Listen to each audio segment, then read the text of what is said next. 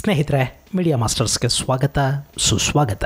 ಗೆಳೆಯರೆ, ಬಾಂಗ್ಲಾದೇಶ ಮತ್ತೆ ಹೊತ್ತಿ ಉರಿತಾ ಇದೆ. ಅಲ್ಲಿನ ಅಮೆರಿಕದ ಕೈಗೊಂಬೆ ನೋಬಲ್ ಯೂನಸ್ ದೇಶದ ಶಾಂತಿ ಭದ್ರತೆಗಳನ್ನು ಕಾಪಾಡುವುದರಲ್ಲಿ, ಅಲ್ಪಸಂಖ್ಯಾತ ಸಮುದಾಯಕ್ಕೆ ರಕ್ಷಣೆ ಕೊಡುವುದರಲ್ಲಿ ಸಂಪೂರ್ಣ ವಿಫಲವಾಗಿದ್ದಾರೆ. ಅಷ್ಟೇ ಅಲ್ಲ, ಯಾವ ಸಮುದಾಯ ಅಲ್ಲಿ ಮುಸ್ಲಿಂ ದಾಳಿಕೋರರ ಹಿಂಸೆಯಿಂದ ನಲುಗುತ್ತಾ ಇದೆಯೋ ಅದೇ ಸಮುದಾಯದ ಪ್ರಮುಖರನ್ನ ಸರ್ಕಾರ ಕೂಡ ಹಿಂಸಿಸೋದಕ್ಕೆ ಶುರು ಮಾಡಿದೆ. ಬಾಂಗ್ಲಾದೇಶದ ಅಲ್ಪಸಂಖ್ಯಾತರಿಗೆ ರಕ್ಷಣೆ ಹಾಗೂ ತಮ್ಮ ಒಂದಷ್ಟು ಬೇಡಿಕೆಗಳನ್ನ ಈಡೇರಿಸೋದಕ್ಕೆ ಶಾಂತಿಯುತ ಪ್ರತಿಭಟನೆ ಮಾಡ್ತಾ ಇದ್ದ ಸಮ್ಮಿಳಿತ ಸನಾತನಿ ಜೊತೆ ಮುಖ್ಯಸ್ಥ ಇಸ್ಕಾನ್ನ ಸಂತ ಚಿನ್ಮಯ ಕೃಷ್ಣದಾಸ ಪ್ರಭು ಅವರನ್ನ ಬಂಧಿಸಲಾಗಿದೆ ಮತ್ತು ಅವರ ಬಂಧನವನ್ನು ವಿರೋಧಿಸಿ ಬಾಂಗ್ಲಾದ ಹಿಂದೂಗಳು ಢಾಕಾ, ಚಿತ್ತಗ್ರಾಮ ಸೇರಿದಂತೆ ಅಲ್ಲಿನ ನಾನಾ ಕಡೆಗಳಲ್ಲಿ ಪ್ರತಿಭಟನೆಗಳನ್ನ ಮಾಡ್ತಾ ಇರುವಾಗಲೇ ಭಾರತ ಕೂಡ ಬಾಂಗ್ಲಾದೇಶದ ಈ ಕೃತ್ಯವನ್ನ ತೀವ್ರವಾಗಿ ಖಂಡಿಸಿರುವುದು ಮಾತ್ರ ಅಲ್ಲ, ಬಂಧಿತ ಚಿನ್ಮಯ ಕೃಷ್ಣದಾಸ್ ಅವರ ಬಿಡುಗಡೆ ಹಾಗೂ ಅವರಿಗೆ ರಕ್ಷಣೆಯನ್ನ ಖಚಿತಪಡಿಸಿ ಅಂತ ಬಾಂಗ್ಲಾ ಸರ್ಕಾರವನ್ನ ಒತ್ತಾಯಿಸಿದೆ. ಹಾಗಾದ್ರೆ ಏನಾಗ್ತಾ ಇದೆ ಬಾಂಗ್ಲಾದಲ್ಲಿ? ಚಿನ್ಮಯ ಕೃಷ್ಣದಾಸ ಪ್ರಭು ಅವರನ್ನ ಬಂಧಿಸಿರೋದು ಯಾಕೆ? ಬಾಂಗ್ಲಾದ ಹಿಂದೂಗಳ ಮೇಲೆ ಈ ಪರಿ ದಬ್ಬಾಳಿಕೆಗಳಾದರೂ ಯಾಕೆ? ಬನ್ನಿ ನೋಡೋಣ.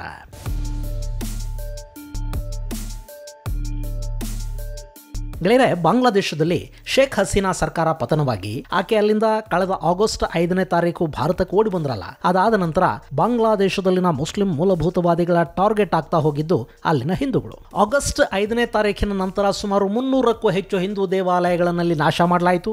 ಹಿಂದೂಗಳನ್ನ ಹುಡುಕಿ ಕೊಲೆ ಮಾಡೋದಕ್ಕೆ ಅಲ್ಲಿನ ದುಷ್ಕರ್ಮಿಗಳು ಮುಂದಾದರು. ಹಿಂದೂ ಮಹಿಳೆಯರ ಮೇಲೆ ಅತ್ಯಾಚಾರಗಳಾಗೋದಕ್ಕೆ ಶುರುವಾದವು. ಆದರೆ ಸರ್ಕಾರ ಆಗಲಿ ಪೊಲೀಸರಾಗಲಿ ಅಲ್ಲಿನ ಅಲ್ಪಸಂಖ್ಯಾತರಿಗೆ ರಕ್ಷಣೆ ಕೊಡೋದಕ್ಕೆ ಮುಂದಾಗಲಿಲ್ಲ. ಇನ್ನು ಆ ನಂತರ ಅಲ್ಲಿ ಯೂನಸ್ ಸರ್ಕಾರ ರಚನೆ ಆಯ್ತಲ್ಲ, ಅದಾದರೂ ಬಾಂಗ್ಲಾದ ಅಲ್ಪಸಂಖ್ಯಾತರ ಬಗ್ಗೆ ಒಂದಷ್ಟು ಕಾಳಜಿಯನ್ನ ಇಟ್ಟುಕೊಂಡಿತ್ತ ಅಂದ್ರೆ ಮೊನ್ನೆ ದಸರಾ ಸಂದರ್ಭದಲ್ಲಿ ದುರ್ಗಾ ಪೂಜೆಯ ಪೆಂಡಾಲಗಳನ್ನು ಹಾಕೋದಿಕ್ಕೆ ಕೂಡ ಅಲ್ಲಿನ ಸರ್ಕಾರ ಹಿಂದೂಗಳಿಂದ ಜಜಿಯಾ ತೆರಿಗೆಯನ್ನು ವಸೂಲು ಮಾಡೋದಕ್ಕೆ ಮುಂದಾಯಿತು. ಅಲ್ಲಿಗೆ ಬಾಂಗ್ಲಾದಲ್ಲಿ ಹಿಂದೂಗಳಿಗೆ ರಕ್ಷಣೆ ಇಲ್ಲ ಅನ್ನೋದು ಮತ್ತೊಮ್ಮೆ ಸಾಬೀತಾದಂತಾಗಿ ಇನ್ನೆಷ್ಟು ದಿನ ಹೀಗೆ ದಾಳಿಗೆ ಒಳಗಾಗೋದು ಅಂತ ನಿರ್ಧಾರ ಮಾಡಿದ ಅಲ್ಲಿನ ಸನಾತನ ಸಂಘಟನೆಗಳು ಇಸ್ಕಾನ್ನ ಸಂತ ಚಿನ್ಮಯ ಕೃಷ್ಣದಾಸ್ ಪ್ರಭು ಹಾಗೂ ಗೌರಾಂಗ ದಾಸ್ ಬ್ರಹ್ಮಚಾರಿ ಮುಂತಾದವರ ನೇತೃತ್ವದಲ್ಲಿ ಚಿತ್ರಗ್ರಾಮದಿಂದ ಢಾಕಾವರೆಗೆ ಒಂದು ಶಾಂತಿಯುತ ಮೆರವಣಿಗೆಯನ್ನು ಹಮ್ಮಿಕೊಂಡ್ರು. ಅವರೇನು ಹಸೀನಾ ವಿರುದ್ಧ ಪ್ರತಿಭಟನೆಗಳ ಸಂದರ್ಭದಲ್ಲಿ ಬಾಂಗ್ಲಾದ ಅನಾಗರಿಕ ಶಕ್ತಿಗಳು ಮಾಡಿದ್ವಲ್ಲ, ಆ ಥರದ ದಾಂಧಲೆಗಳನ್ನೇನು ಮಾಡೋದಕ್ಕೆ ಹೋಗಲಿಲ್ಲ.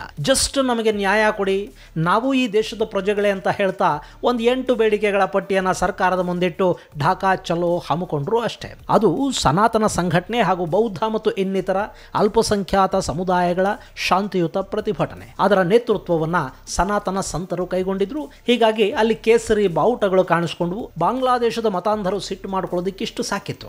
ನಮ್ಮ ಬಾಂಗ್ಲಾದೇಶದಲ್ಲಿ, ಇಸ್ಲಾಮಿಕ್ ಬಾಂಗ್ಲಾದೇಶದಲ್ಲಿ ಕೇಸರಿ ಬಾವುಟನ, ಅದು ಇಸ್ಲಾಮಿಕ್ ಭಾವನೆಗಳಿಗೆ ಧಕ್ಕೆ ತರತ್ತೆ ಅಂತ ಅಲ್ಲಿ ಇದರ ವಿರುದ್ಧ ಒಂದಷ್ಟು ಜನ ಅಪಸ್ವರ ತೆಗೆದ್ರು. ಇನ್ನು ಬಾಂಗ್ಲಾದ ಸರ್ಕಾರ ಅಧಿಕೃತವಾಗಿ ಇಸ್ಲಾಮಿಕ್ ರಿಪಬ್ಲಿಕ್ ಏನೂ ಆಗಿಲ್ಲ, ಅಲ್ಲಿನೂ ಶರಿಯಾ ಜಾರಿಯಾಗಿಲ್ಲ. ಆದ್ರೆ ಅವರ ಮನಸ್ಸಿನ ತುಂಬಾ ಇರೋದು ಮತಾಂಧತೆನೆ. ಸೊ ಅಲ್ಲಿನ ಸರ್ಕಾರ ಏನು ಮಾಡ್ತು ಅಂದ್ರೆ, ನೀವು ಬಾಂಗ್ಲಾದೇಶದ ಬಾವುಟಗಳಿಗಿಂತ ಎತ್ತರವಾಗಿ ಕೇಸರಿ ಬಾವುಟ ಹಾರಿಸಿದಿರಿ, ಹೀಗಾಗಿ ಇದು ದೇಶದ್ರೋಹ ಅಂತ ಹೇಳಿ ಚಿನ್ಮಯ ಪ್ರಭು ಹಾಗೂ ಇನ್ನಿತರ 18 ಮಂದಿಯ ವಿರುದ್ಧ ದೇಶದ್ರೋಹದ ಪ್ರಕರಣವನ್ನು ದಾಖಲು ಮಾಡ್ತು. ಇದು ಇಷ್ಟಕ್ಕೆ ನಿಲ್ಲಿಲ್ಲ. ಹಿಂದೂಗಳ ಶಾಂತಿಯುತ ಮೆರವಣಿಗೆ ನಡೀತಿತ್ತಲ್ಲ, ಅದರ ಮೇಲೆ ಮತ್ತೆ ಮತಾಂಧರು ದಾಳಿ ಮಾಡಿದ್ರು. ಆ ದಾಳಿಗಳಲ್ಲಿ ಸುಮಾರು 60ಕ್ಕೂ ಹೆಚ್ಚು ಹಿಂದೂಗಳು ತೀವ್ರವಾಗಿ ಗಾಯಗೊಂಡ್ರು. ಆ ಪೈಕಿ 16 ಮಂದಿಯ ಪರಿಸ್ಥಿತಿ ತುಂಬಾ ಚಿಂತಾಜನಕವಾಗಿದೆ. ಇನ್ನು ಮೊನ್ನೆ ಸೋಮವಾರ ಚಿನ್ಮಯ ಪ್ರಭು ಢಾಕಾದ ಹಜರತ್ ಶಾ ಜಲಾಲ್ ಇಂಟರ್ನ್ಯಾಷನಲ್ ಏರ್ಪೋರ್ಟ್ನಿಂದ ಚಿತ್ರಗ್ರಾಮಕ್ಕೆ ಬರಬೇಕಿತ್ತು. ಚಿನ್ಮಯ ಪ್ರಭು ಏರ್ಪೋರ್ಟ್ಗೆ ಬರ್ತಿದ್ದ ಹಾಗೆ ಅಲ್ಲವರನ್ನ ಢಾಕಾದ ಡಿಟೆಕ್ಟಿವ್ ಬ್ರಾಂಚ್ನ ಪೊಲೀಸರು ಅರೆಸ್ಟ್ ಮಾಡಿದ್ದಾರೆ. ಆನಂತರ ಅವರನ್ನ ನ್ಯಾಯಾಲಯಕ್ಕೆ ಹಾಜರುಪಡಿಸಲಾಗಿದೆ.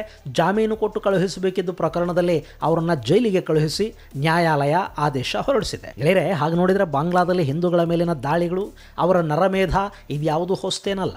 ಅದಕ್ಕೊಂದು ಸುದೀರ್ಘ ಇತಿಹಾಸನೇ ಇದೆ. ಭಾರತದಲ್ಲಿ ಬ್ರಿಟಿಷರಿದ್ರಲ್ಲ, ಅವತ್ತಿನಿಂದ ಕೂಡ ಬಾಂಗ್ಲಾದ ಪೂರ್ವ ಭಾಗ ಅಂದ್ರೆ ಇವತ್ತು ಬಾಂಗ್ಲಾದೇಶ ಅಂತ ಗುರುತಿಸ್ಕೊಳ್ತಿರೋ ಪ್ರದೇಶ ಇದೆ ನೋಡಿ, ಇದು ಇಸ್ಲಾಮಿಕ್ ಮತಾಂಧರ ನೆಲೆಯಾಗಿದ್ದ ಮತ್ತು ಹಿಂದೂಗಳ ಮೇಲೆ ಅಪಾರ ಪ್ರಮಾಣದ ದೌರ್ಜನ್ಯಗಳಿಗೆ ಕಾರಣವಾಗ್ತಾ ಇದ್ದ ನೆಲಾನೆ. ಅವತ್ತೂ ಇಲ್ಲಿ ಹಿಂದೂಗಳ ಮೇಲೆ ದಬ್ಬಾಳಿಕೆಗಳು ನಡೀತಾ ಇದ್ವು.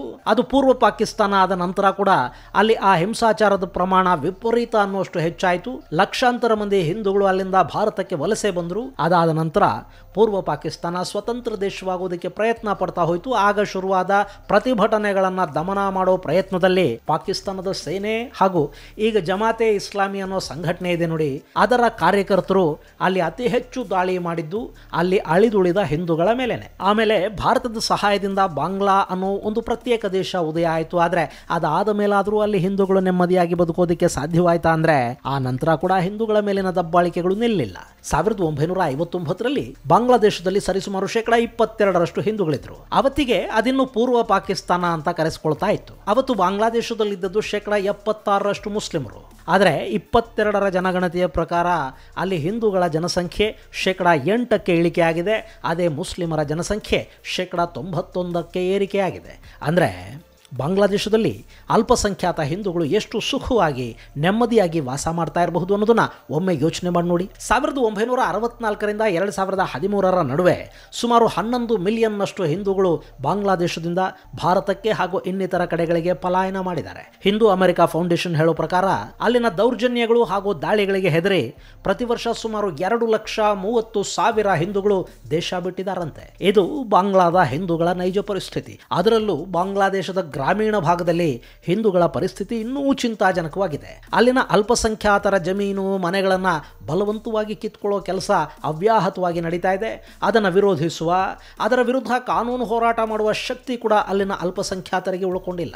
ಅವರು ತಮ್ಮ ಜಮೀನು ಮನೆ ಮಠಗಳನ್ನ ಅಲ್ಲಿನ ಬಲಿಷ್ಠ ಮುಸ್ಲಿಮರಿಗೆ ಬಿಟ್ಟುಕೊಟ್ಟು ಅಲ್ಲಿಂದ ನಗರ ಪಟ್ಟಣಗಳಿಗೆ ಅಥವಾ ಪಕ್ಕದ ಭಾರತಕ್ಕೆ ಓಡಿ ಬರೋದು ಮಾತ್ರ ಅವರಿಗಿರೋ ಅವಕಾಶ ಅಂತ ಅಮೆರಿಕ ಹಿಂದೂ ಫೌಂಡೇಶನ್ ಹೇಳುತ್ತೆ. ಇನ್ನು ಹಸೀನಾ ಪದಚ್ಯುತಿಯ ನಂತರ ಅಂತೂ ಅಲ್ಲಿನ ಹಿಂದೂಗಳ ಮೇಲಿನ ದಾಳಿಗಳು ಇನ್ನಷ್ಟು ತೀವ್ರವಾಗಿವೆ. ದಾಳಿಕೋರರು ಹಿಂದೂಗಳನ್ನು ಹಸೀನಾ ಬೆಂಬಲಿಗರು ಅಂದುಕೊಂಡು ದಾಳಿ ಮಾಡ್ತಿದ್ದಾರೆ ಹೊರತು ಹಿಂದೂಗಳು ಅಂತ ಮತೀಯ ಕಾರಣಕ್ಕೆ ಮಾಡ್ತಾ ಇರೋ ದಾಳಿ ಇದಲ್ಲ ಅಂತ ಅಲ್ಲಿನ ಸರ್ಕಾರ ಹೇಳ್ತಾ ಇದೆ. ಹಾಗಾದ್ರೆ ಹಿಂದೂಗಳು ಹಸೀನಾ ಬೆಂಬಲಿಗರ?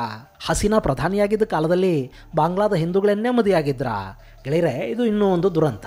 ಅಲ್ಲಿ BNP ಸರ್ಕಾರ ಇರಲಿ, ಸೇನಾ ಆಡಳಿತ ಇರಲಿ ಅಥವಾ ಅವಾಮಿ ಲೀಗ್ನ ಆಡಳಿತದ ಕಾಲನೇ ಆಗಿರಲಿ, ಪ್ರತಿ ಬಾರಿಯೂ ಅಲ್ಲಿ ಏನೇ ಬದಲಾವಣೆಗಳಾದರೂ ಅದರ ಪರಿಣಾಮ ಉಂಟಾಗುವುದು ಅಲ್ಲಿನ ಹಿಂದೂಗಳ ಮೇಲೇನೆ. ಅವಾಮಿ ಲೀಗ್ ಗೆದ್ರೆ ಹಿಂದೂಗಳ ಮೇಲೆ ದಾಳಿಗಳಾಗತ್ವೆ, BNP ಸೋತ್ರೆ ಹಿಂದೂಗಳ ಮೇಲೆ ದಾಳಿಗಳಾಗತ್ವೆ. ನಿಮಗೆ ಗೊತ್ತಿರಲಿ, ಈ ಹಿಂದಿನ ಚುನಾವಣೆಗಳ ಸಂದರ್ಭದಲ್ಲಿ ಮಹಿಳೆಯೊಬ್ಬರ ಮೇಲೆ ಸಾಮೂಹಿಕ ಅತ್ಯಾಚಾರ ಆಯಿತು. ಅದಕ್ಕೆ ಕಾರಣ ಏನು ಗೊತ್ತಾ?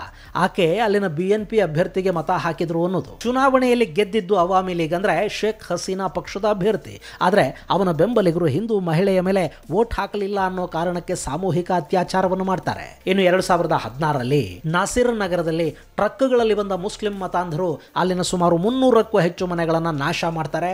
ಅಲ್ಲಿದ್ದವರನ್ನ ಹೊರಗೆಳೆದು ತಂದು ಹೊಡಿತಾರೆ, ಮನೆಗಳನ್ನು ಲೂಟಿ ಮಾಡ್ತಾರೆ, ಬೆಂಕಿ ಹಚ್ಚುತ್ತಾರೆ. ಅದೆಲ್ಲವನ್ನ ಮಾಡಿಸಿದ್ದು ಅವಾಮಿ ಲೀಗ್ ಅಂದ್ರೆ ಶೇಖ್ ಹಸೀನಾ ಪಕ್ಷದ ನಾಯಕರೇ. ಇನ್ನು 2001ರಿಂದ 2006ರ ನಡುವೆ BNP ಅಂದ್ರೆ ಬಾಂಗ್ಲಾದೇಶ್ ನ್ಯಾಷನಲಿಸ್ಟ್ ಪಾರ್ಟಿ ಹಾಗೂ ಜಮಾತ್ನ ಆಡಳಿತ ಅಲ್ಲಿ ನಡೀತಾ ಇತ್ತು.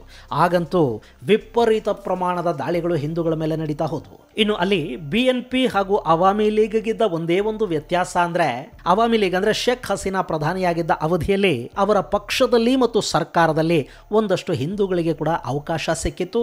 ಆದರೆ ಜಮಾತ್ ಹಾಗೂ BNP ಕಾಲದಲ್ಲಿ ಅದು ಕೂಡ ಇರಲಿಲ್ಲ. ಅಷ್ಟು ಬಿಟ್ರೆ ಹಿಂದೂಗಳಿಗೆ ರಕ್ಷಣೆ ಕೊಡೋದ್ರಲ್ಲಿ ಅಲ್ಲಿನ ಯಾವ ಸರ್ಕಾರವೂ ಹೆಚ್ಚು ಮುತುವರ್ಜಿಯನ್ನ ಕಾಳಜಿಯನ್ನ ತೆಗೆದುಕೊಂಡಿದ್ದಿಲ್ಲ.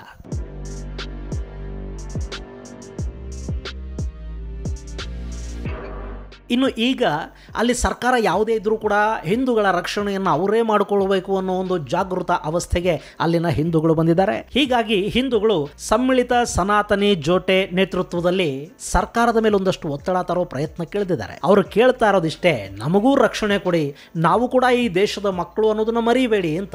ಈಗಾಗಲೇ ದಾಳಿಗಳೇನು ನಡೆದಿವೆ ಅವುಗಳ ವಿಷಯದಲ್ಲಿ ಶೀಘ್ರವಾಗಿ ನ್ಯಾಯದಾನ ಮಾಡಿ, ಸಂತ್ರಸ್ತರಿಗೆ ಪುನರ್ವಸತಿ ಕಲ್ಪಿಸಿಕೊಡಿ, ಮತ್ತೆ ಇಂಥ ದಾಳಿಗಳಾಗದ ಹಾಗೆ ಸಾಂವಿಧಾನಿಕ ರಕ್ಷಣೆ ಕೊಡಿ ಅಂತ ಅವರು ಕೇಳ್ತಿದ್ದಾರೆ. ಅದರಲ್ಲಿ ತಪ್ಪೇನಿದೆ?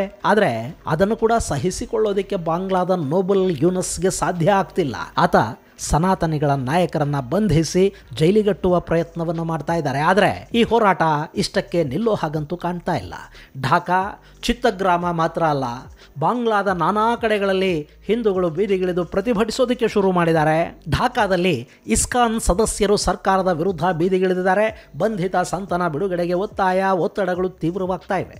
ಭಾರತ ಕೂಡ ಈ ಬಗ್ಗೆ ಬಾಂಗ್ಲಾದೇಶಕ್ಕೆ ಎಚ್ಚರಿಕೆಯನ್ನು ಕೊಟ್ಟಿದೆ. ಚಿನ್ಮಯ ಪ್ರಭುಗಳ ರಕ್ಷಣೆಯ ಬಗ್ಗೆ ಆತಂಕವನ್ನು ವ್ಯಕ್ತಪಡಿಸಿರೋ ಭಾರತ ಆ ಸನಾತನ ಸಂತನ ಭದ್ರತೆಯ ಬಗ್ಗೆ ಖಚಿತಪಡಿಸಿ ಅಂತ ಬಾಂಗ್ಲಾ ಸರ್ಕಾರಕ್ಕೆ ಹೇಳಿದೆ. ಗೆಳೆಯರೆ, ಹಿಂದೂಗಳ ರಕ್ಷಣೆಗೆ ಭಾರತ ಮಧ್ಯಪ್ರವೇಶ ಮಾಡಲೇಬೇಕಿದೆ. ಅಷ್ಟೇ ಅಲ್ಲ, ಅಂತಾರಾಷ್ಟ್ರೀಯ ಮಟ್ಟದಲ್ಲಿನ ಹಿಂದೂ ಸಮುದಾಯ, ನಾನಾ ದೇಶಗಳಲ್ಲಿನ ಹಿಂದೂಗಳೇನಿದ್ದಾರೆ ಅವರು ಕೂಡ ಬಾಂಗ್ಲಾದ ಹಿಂದೂಗಳ ಬೆಂಬಲಕ್ಕೆ ನಿಲ್ಲಬೇಕು. ಹಾಗಲ್ಲದೆ ಇದ್ರೆ ಬಾಂಗ್ಲಾದಲ್ಲಿ ಸಂಪೂರ್ಣವಾಗಿ ಒಂದು ಸಮುದಾಯನೇ ನಾಶ ಆಗಿ ಹೋಗುತ್ತೆ. ಅಲ್ಪಸಂಖ್ಯಾತರ ಹಕ್ಕುಗಳ ಸಂರಕ್ಷಕರು ಅಂತ ಹೇಳಿಕೊಳ್ಳುವ ಅಂತಾರಾಷ್ಟ್ರೀಯ ಸಂಘಟನೆಗಳು ಯಾವತ್ತೂ ಹಿಂದೂಗಳ ವಿಷಯದಲ್ಲಿ ಮುಂದೆ ಬಂದಿಲ್ಲ ಅನ್ನೋದು ಗೊತ್ತಿರೋದೆ. ಅಟ್ಲೀಸ್ಟ್ ಭಾರತವಾದರೂ ಈ ವಿಷಯದಲ್ಲಿ ಮಧ್ಯಪ್ರವೇಶ ಮಾಡಲಿ, ಬಾಂಗ್ಲಾದ ಮೇಲೆ ಒತ್ತಡ ತರುವ ಕೆಲಸ ಆಗಲಿ. ಇದು ಗೆಳೆಯರೆ ಬಾಂಗ್ಲಾದಲ್ಲಿ ಹಿಂದೂಗಳ ಪರಿಸ್ಥಿತಿ. ಮುಂದಿನ ಸಂಚಿಕೆಯಲ್ಲಿ ಮತ್ತಷ್ಟು ವಿಶೇಷಗಳ ಜೊತೆ ಮತ್ತೆ ಭೇಟಿಯಾಗೋಣ. ಅಲ್ಲಿವರೆಗೆ ಜೈ ಹಿಂದ್, ಜೈ ಕರ್ನಾಟಕ.